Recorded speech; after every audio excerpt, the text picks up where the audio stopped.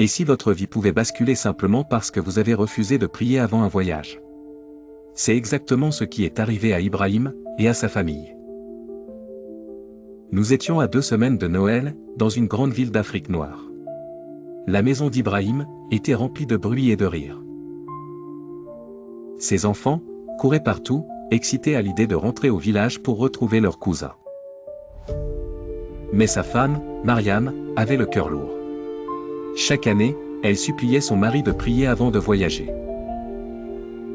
Mais Ibrahim se moquait, « Dieu sait que je voyage, pas besoin de lui rappeler. » Un soir, en rentrant du travail, Ibrahim rencontra une vieille femme africaine noire, pauvre et fatiguée, au bord de la route poussiéreuse.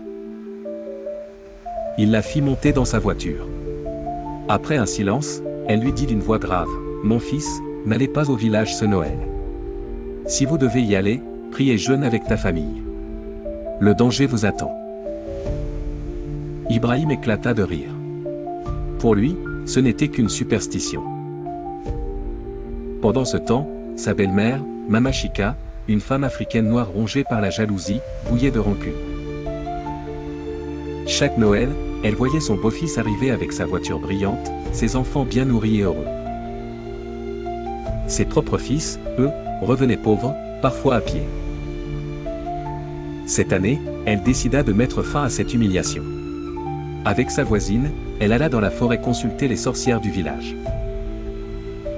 Là, les vieilles préparèrent une malédiction terrible. Ibrahim et sa famille mouraient dans un accident avant d'arriver.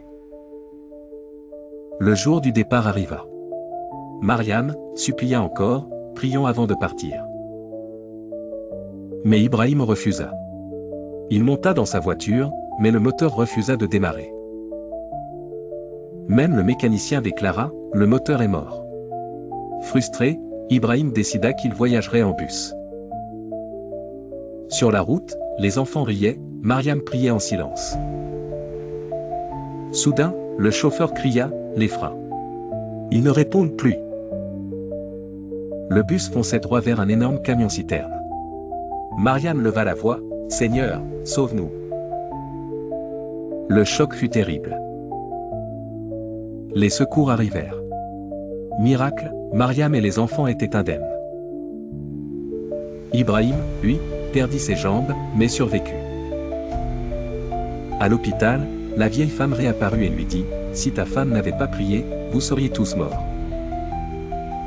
Ta belle-mère a maudit ton voyage. Mais la prière vous a protégés. » Depuis ce jour, Ibrahim comprit une vérité essentielle. En Afrique noire comme ailleurs, la prière est un bouclier plus puissant que toutes les richesses.